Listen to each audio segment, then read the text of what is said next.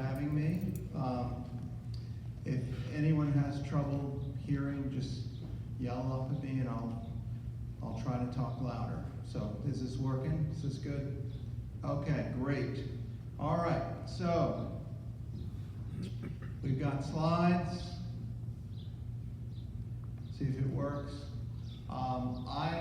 Just a little confession here at the beginning. I am really bad at slide management. So if there is a slide up there, if I'm talking about John Dix and Henry Halleck's up there, just somebody say, hey, move the slide, and we'll see how that goes. All right, so, a lot of times you go to a talk, and you, well, at least when I go to a talk, a couple of weeks later, I always try to remember, I went to that talk, it was kind of interesting. What was it about? I try to remember what it was about. I try to give myself like a takeaway, so I can be like, oh yeah, that talk was about whatever.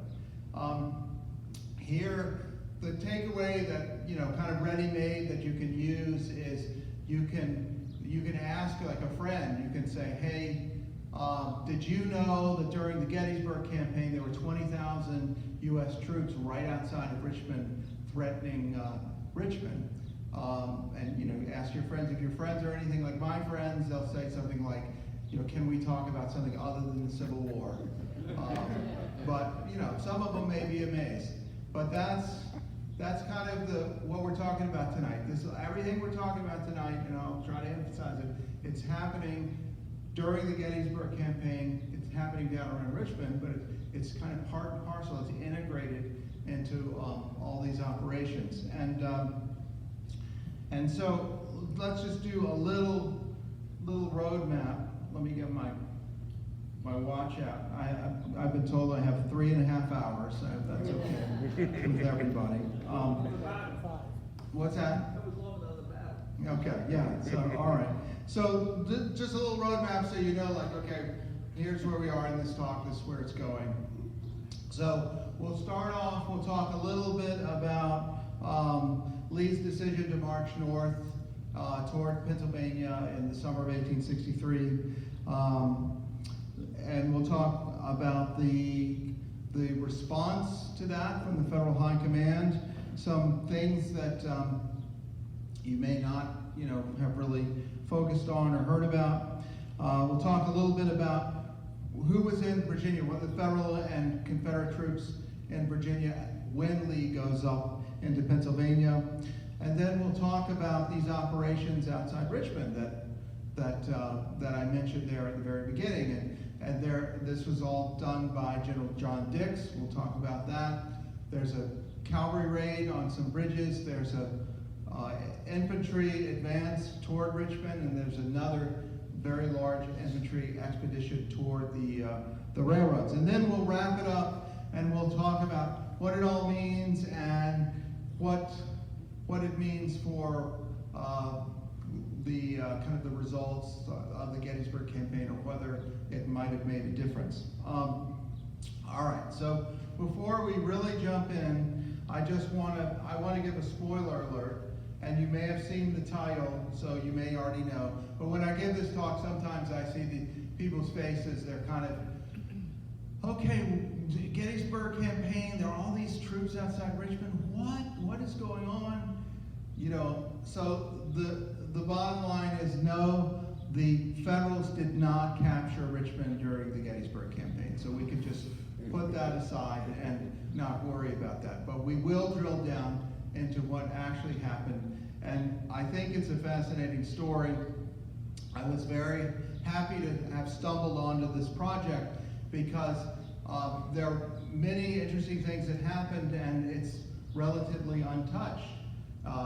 And so when you're writing about something like that, it's a lot of fun because you can dig up lots of fresh material and lots of interesting things. All right, before we start, who has heard about the Blackberry raid? Hands? 1, 2. Okay, that's pretty normal. So this is all pretty fresh ground for everyone. Okay, all right. So we'll start. Let's start with the familiar, with Lee heading up into Pennsylvania. It's kind of a well-worn story. here's a map from the book. I do my own maps for the book, but for talks, these maps are pretty horrible because nobody can see anything, right? There are a bunch of lines and things like that. So for this talk, I made like maps that are a little simpler, but you in the back probably can't see it either. But essentially, it shows Lee swinging around into the valley, into Maryland, into Pennsylvania, and there are lots of reasons given for why he wants to do this. There's a lot of interesting debate about it. He wants to gain supplies. He wants to press Northern morale and reap political benefits in the elections that are coming up in the coming months and years. He wants to relieve Central Virginia from the war. He wants to protect Richmond by shifting things northward. The best way to protect Richmond is to head up north and have the enemy follow you up there, and then they're not going to worry about Richmond. And there's also he's looking at getting some huge military victory, maybe defeat the Army of the Potomac in detail as it's stretched out, marching north. Also, there's the issue of gaining federal foreign recognition. That's always there. So Lee's move north creates a significant reaction, obviously, from the Federal High Command. And Hooker, who's in command of the Army of the Potomac, when this first call goes off, he wants to actually take kind of a more indirect approach. He says, well, Lee's slipping west, looks like he's heading north. How about if I just go across the river, they're all around Fredericksburg, and just like go at its rear and maybe go after Richmond. And interesting idea, and Lincoln vetoes that with one of his very Lincoln-like lines. He says, I'm worried, when you're getting over that river, you'll be like an ox jumped over a fence, kind of stuck there. So anyway, so what happens is that Hooker tracks Lee, follows Lee north, and all that's happening in the Gettysburg Campaign. This is all in early June 1863. First battle is at Brandy Station, where one of Lee's sons, Rooney, gets wounded in the thigh and has to go convalesce at a little farm, well, actually a quite big farm, Hickory Hill, which is near Ashland, Virginia, near Hanover Courthouse. Remember that. Okay, so that's the familiar. Let's talk a little bit about something that doesn't get as much coverage, and that's Lee's supply line. When he goes up into Pennsylvania, what's happening? Is he completely cut off? Is he just foraging? There's a lot of foraging that goes on. Or is there some sort of tether? Well, yes, there is some sort of tether. And what we've got here are these rail lines, which are the solid red that connect Richmond and Culpeper and Stanton. Those are kind of the two railheads he's using. And then the wagon roads. Primarily, he's using this route up the Shenandoah Valley because it's kind of more covered by the Blue Ridge. But throughout the campaign, you see their troops going back, their prisoners going back from Winchester to Richmond. There are ordnance trains, wagon trains going from Richmond, following him up north slowly. So there is this tail, and what this tail spells is vulnerability for Lee. This shows that he's not just operating alone up there, invincible. He has some vulnerability there. Well, enter Henry Halleck, and Henry Halleck recognizes this. So Henry Halleck, I'm sure most of you are familiar with him, but he was, before the war, a successful businessman, also kind of considered a military theoretician, and he, and early in the war, he gains victories in the West, and he's rewarded with a position in Washington where he has the position of General-in-Chief. In that position, he kind of operates kind of like a middle manager. And Halleck, there are different opinions about Halleck. Some people think he did a good job. Some people think he kind of had this corrosive tendency to indecision. Like he could not. He would pass off things to the commanders in the field and wouldn't make the tough decisions for them.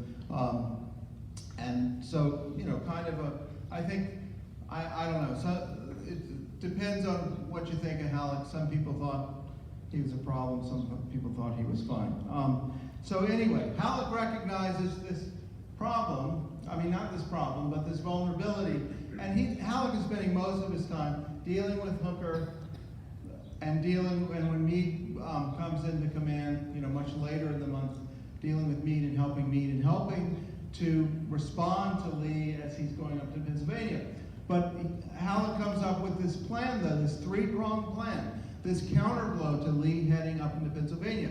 This is something, when you read Coddington, the kind of classic Gettysburg study, it's there, it's discussed there, but it's usually like a page.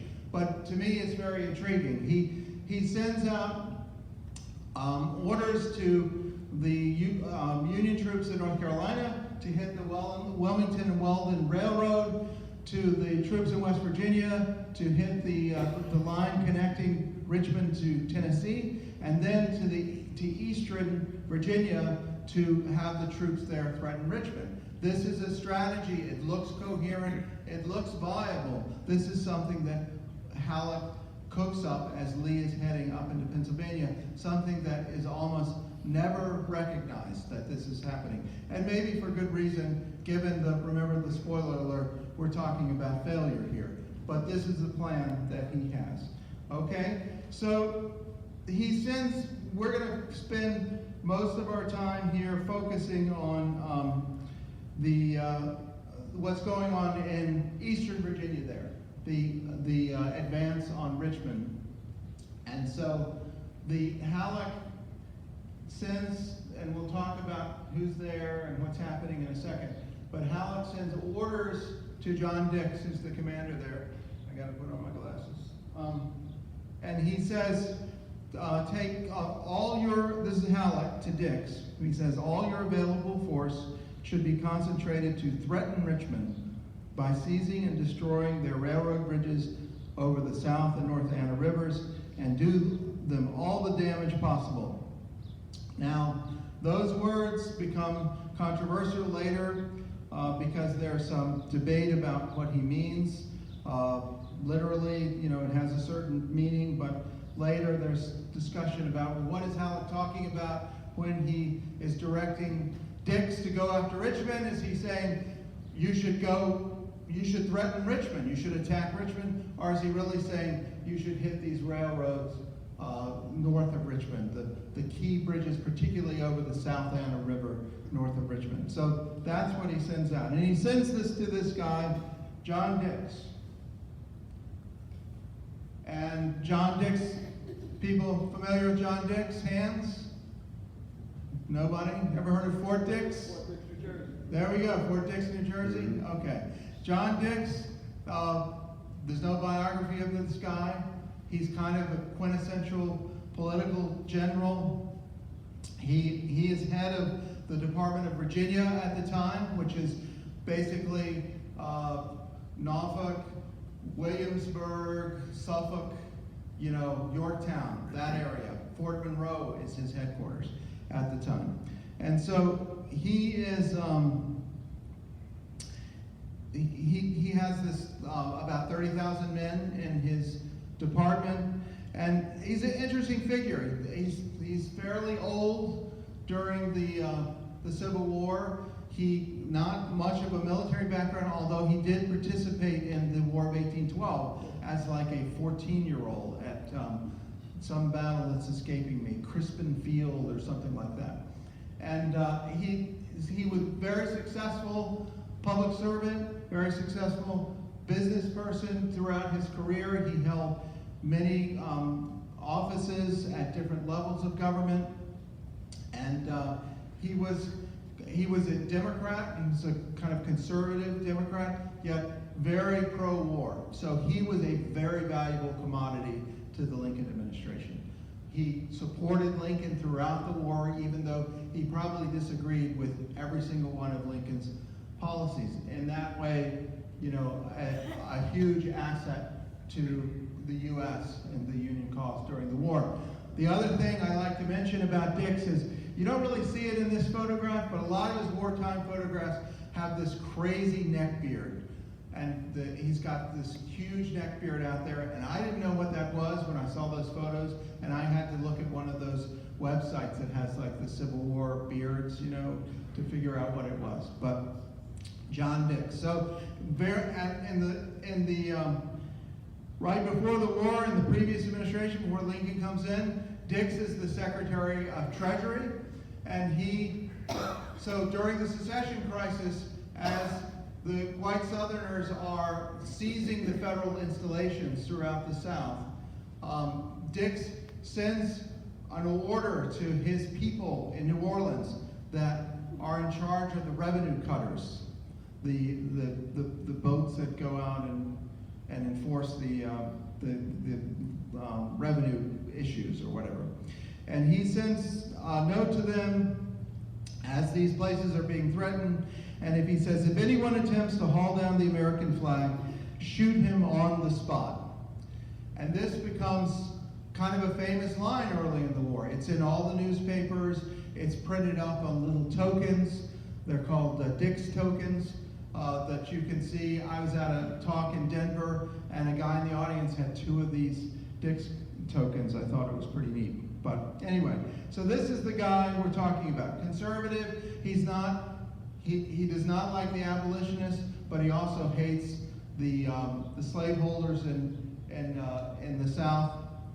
So he's kind of like, for his time, kind of middle of the road. Okay, so Dix is given these orders by Halleck as part of this kind of counterblow plan that nobody's ever really heard of, to go after Richmond and threaten Richmond or burn the bridges or whatever. And he heads to Richmond with 2/3 of his department, 20,000 men, 19,000 of them infantry from the 4th and 7th Corps. I'm not even sure we're talking, at this point in the war, those units, I'm not even sure we're talking about the B team. It might be kind of like the B- team. And then he's got 1,000 cavalry with him. So he has this choice. Do I go after Richmond? Is Richmond open? Or do I head up to the South Anna to hit the bridges up there? Those 2 lines, there were 2 rail lines connecting Richmond north. The one on the right, the Virginia Central, actually swerves over and goes to Gordonsville and then Charlottesville and into the valley and Stanton. The one on the left is the good old RF&P that I'm sure everybody knows about here, and that goes north through Fredericksburg. But they both cross the South Anna River up there, and there are vulnerable bridges there. And if those bridges are destroyed, then that hurts Lee's logistical tail that we talked about. And so that's the idea here. Now, the one on the left, you can see at least the modern version of the bridge from I-95. When you go over the South Anna, you look to if you're going south, look to the right, and you'll see it over there. The other one is just north of Hanover. So he holds meetings with his officers, and there's not a lot of enthusiasm about going directly after Richmond. There's also this kind of ambiguity or maybe lack of intent in Halleck's orders to do that, but it's certainly an option, and it's certainly something Dix is thinking about. Should I go, right at Richmond? What if I get 20,000 men in Richmond here in June of 1863? What does the war look like then? Interesting stuff. But what is going on in Richmond at the time? So, as Dix is thinking about the decision, Richmond, by 1863, this network of trenches and stuff that you see in like the Mickey maps are fairly complete. So you've got these 3 rings of works around Richmond. You've got the Chickahominy, which is that kind of slash up there that's protective. It's a tough nut to crack. And they're also, we're not talking about a de minimis number of troops there. You've got the militia there, you've got kind of the heavy artillery units there, and then you've got several units that have been left behind as Lee went north, and they include Ransom's brigade, the brigades of Ransom, Cook, and Jenkins, and then you've got Montgomery Corse's brigade, which is to the north at Hanover Junction. So in all, about 13,000 men in Richmond to Dick's 20,000. Not great odds if you're a force looking to attack a defended position. But in addition to all that, the Confederates have this guy, D.H. Hill, Daniel Harvey Hill. I'm sure a lot of you have heard about. Very talented. My kind of conclusion about Hill is that he just had really horrible sandbox skills. And he just got crosswise with pretty much everyone he worked with, or at least a lot of people. But he was very intelligent and fearless and bold. He was willing to make tough decisions. And one of the things I like about him is that you find in his writing, you find all these kind of whimsical turns of phrase and statements and things like that. And one of my favorites is there's some memo earlier in the war when he was in command of a regiment. There was some question about, I don't know what the details are, but there was some equipment that had arrived. And so the question was, well, his officers came to him and said, well, who do we give this to? Do we give it to the regimental band? They really need this stuff. Or do we give it to the other men? And in his memo, he wrote back, or his note, he wrote back, shooters before tutors. And so the band lost out there. All right, so that's D.H. Hill. He's protecting Richmond. That's what Dix is up against. And so what Dix does, and now, so Dix, he shows up with his force at White House Landing on the Pamunkey, which happens to be, and remember we talked about Rooney Lee at the beginning. White House Landing is Rooney Lee's plantation. It was also McClellan's supply base in the year before in 1862. And it's a very good place. You can't, it's here like east of Richmond, I think about 20, 25 miles. But it's a very convenient place because the U.S. forces, they control the rivers, so they're controlling the Pamunkey and New York, and so they can get supplies to White House. That's where Dix goes, and he plants himself there. And he does not decide to go directly against Richmond, but instead he sends a cavalry raid to those bridges that we're talking about north of the city. And this is June 25th, when they land, June 25th, when this raid, it's 1,000 men, this is before all the infantry have arrived, goes off on this mission. And so what's happening at this time? Well, Lee's got his corps kind of stretched out between Northern Virginia, Maryland. By this time, Ewell's elements of his corps are in Pennsylvania. So it's happening up north when Dix is threatening Richmond. So he sends this guy, Spear, who's the cavalry commander here. Colonel Spear, kind of Samuel Spear, it's 11th Pennsylvania.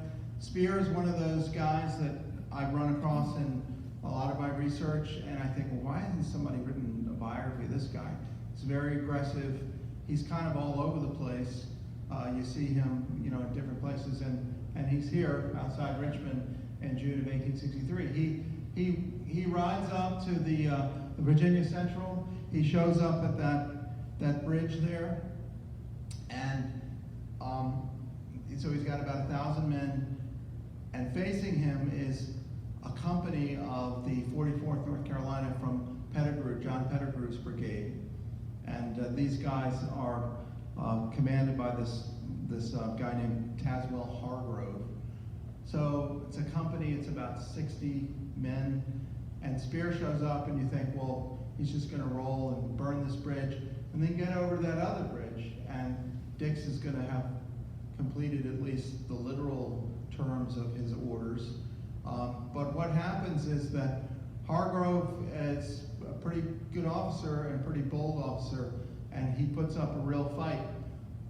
The initial, we're not going to get into tactical details, but there are 40 pages of it in the book if anyone's interested. But so Spear he does a frontal attack, couple, it doesn't work out. He tries to flank. That finally works, but it eats up a lot of time. And then when they actually get to the point of combat, there's this vicious fight around the guardhouse on the railroad on the north side of the river, right next to the bridge. And you see, and you know, in Civil War books and things like that, paintings, you see a lot of hand-to-hand combat and bayonets and all that kind of thing. And all of us know that didn't happen a whole lot. Of course, it happened, but it certainly happened here. And there was a very ferocious hand-to-hand fight for about 20-25 minutes at that guardhouse. And the casualties, particularly for the Confederates involved, were very high compared to their number. They were reinforced at the last minute by one more company from their regiment that came down from the north and from another bridge that they were guarding. So Spear takes a lot of time. He does burn this bridge. So the goal number one there is done. He needs to go to the next bridge, the RFMP, but it's getting late, and he's also hearing reports that the Confederates have reinforced that location. So Spear heads back to the White House landing base, and so his mission is only partially done. Now, during this foray, let's see, what we got on the way back. Remember Rooney Lee. He's in this. Rooney Lee, remember, is at Hickory Hill. He's got this thigh wound. They've got him in a separate building there. This Hickory Hill is owned by his relatives, and he's in this place called the Office.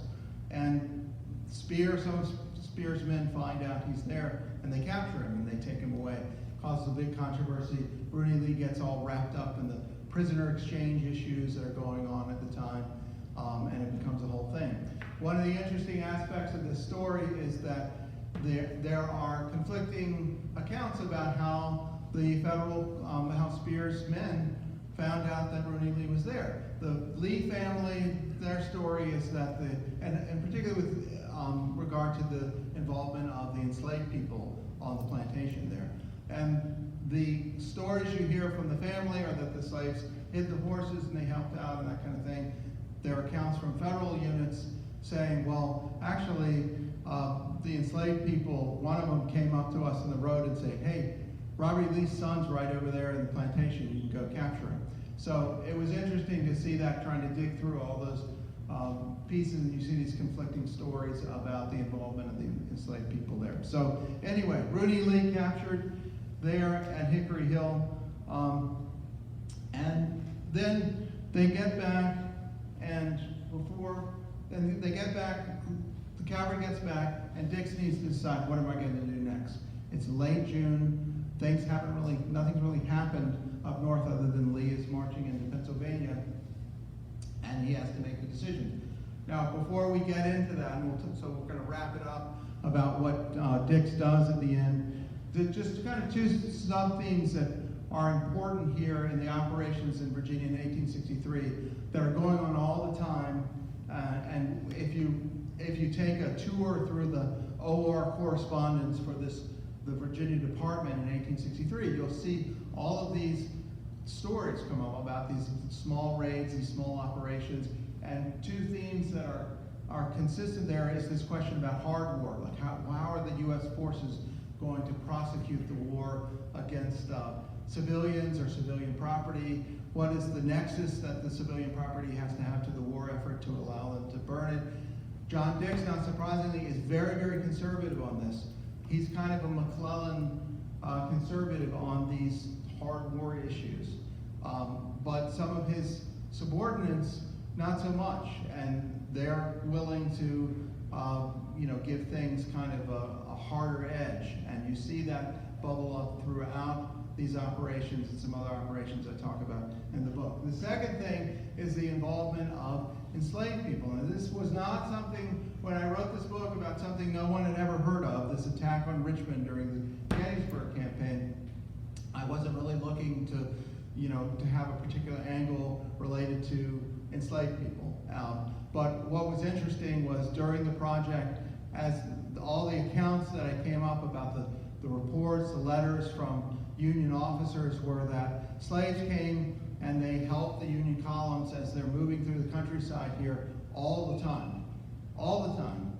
They'll come up, they'll say, the bridge is out over there, but there's a ford over there, there's a Confederate force over there, watch out for them. It was just consistent, not a lot of detail, you can't really track like who these people are, but it's all over the place. The second thing was the fact that when these columns, and we'll talk about these infantry columns in a second, when they're marching through the countryside, the enslaved people are consistently joining the columns and freeing themselves.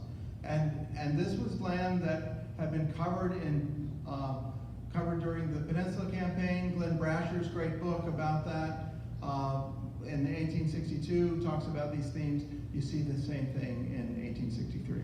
Okay, so then the cavalry raid is done, and now we're not going to go into much detail on this at all, because these are kind of like military tactical stuff.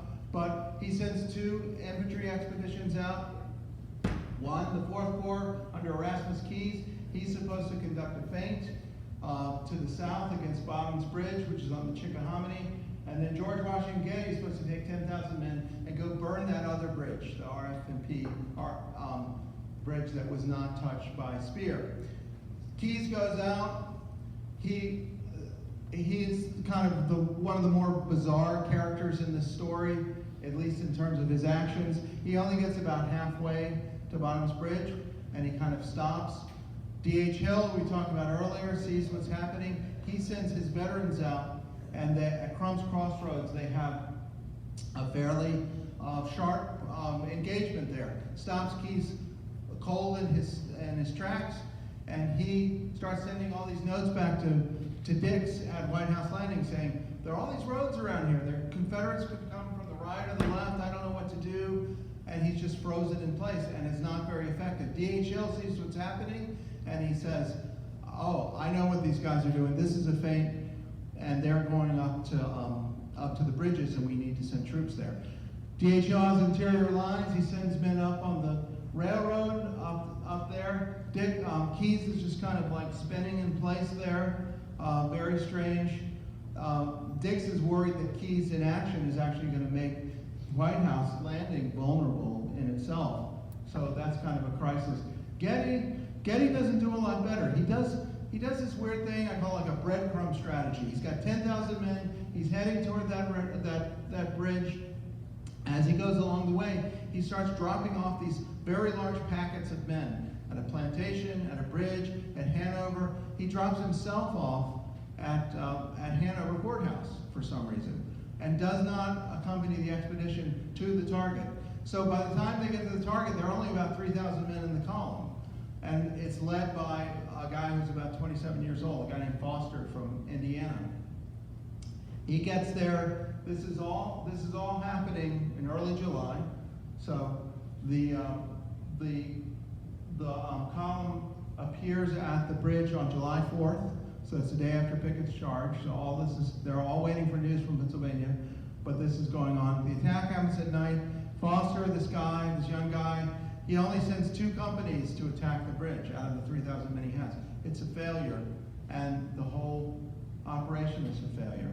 And this is what they call the Blackberry Raid. The reason they call it Blackberry Raid is that it was very, very hot during this time in the 90s. There were blackberries all over the place, and the infantrymen of the column would stop and go into the bushes and harvest blackberries and eat them and put them in their packs, and it was just like it's something that all of them wrote about, and when it was immediately over, they called this the Blackberry Raid. That's why it gets that name. And because it was so hot, there were many casualties from heat stroke. They were, if you look at I looked up the medical records, there are several dozen men who died of heat stroke in that column, particularly Getty's column that was headed north. Possibly Getty himself, the reason he didn't join the final attack was because he was sick. But this night attack is very interesting. Again, we're not going to get into the details of the tactics, but you did have a lot of combat in this very, not huge, large amounts of combat, but very interesting combat during this operation that nobody's heard about, this attack on Richmond during the time. But Getty's approach turns out to be a failure. These other things I talked about, the operations in North Carolina and West Virginia, similarly, those don't get off the ground until several weeks after Gettysburg, and which is kind of a mystery. But Halleck kind of loses focus. Remember this grand three-pronged counter blow. He's focused on what's going on with Meade, helping Meade manage his new command up in Pennsylvania, and so you don't see Halleck really fostering, really nurturing these operations. So it ends there. One thing that I just wanted to close on is the question: well, does this make a difference? What is the deal? Like this attack, this attack on the bridge. One of the bridges is destroyed. What does it mean? And so I did a lot of digging. A lot of the kind of supply-related records just don't simply exist at archives. This is like a big gap on the Confederate side. I found in newspapers and things, especially in Stanton, that the destruction of that bridge made a big difference, and trains weren't running for a couple of weeks. Now there are lots of ways around a burned bridge. You can offload stuff and put it to the other side, or you can use another line or whatever. And there were but there was this time where these wagon trains were not heading up to Lee. Now, a couple of them that had left before that bridge was burned did reach Lee, and one of them reached him right as he was trying to get across the Potomac, after the battle, and so that was important. But my basic conclusion was that it made a difference, but it didn't make a huge difference. However, if Lee had stayed in Pennsylvania and fought more and had to expend more resource, more ammunition, then this might have had a real impact on him, because it made it more difficult to get the stuff out. I'll just leave you with this quote. There's a lot of debate afterwards about this operation, and Gustavus Vasa Fox was the Navy Department. He said he thought this was a real missed opportunity. He said every rash act of this war has been crowned with success, and here is the most glorious opportunity ever afforded. And a lot of people agreed with him, and a lot of people in the cabinet. During this time, the Lincoln cabinet, there was a lot of discussion about this operation, a lot of discussion about what's going on in Pennsylvania, but a lot of discussion about what's going on with Dix at Richmond. Should we replace Dix? Should we have somebody with more experience there? Should we send Hooker down there? Should we send this other Foster, John Foster, down from North Carolina to go take over there? It was a real focus at the time. It's an interesting aspect. Like, looking back, we don't think about it. At the time, this was very important. And we'll give DHL the final word. He told Jefferson Davis, as Getty came back from his failed mission, he said the design on Richmond was not a feint, but a feint. So, anyway, but thank you very much.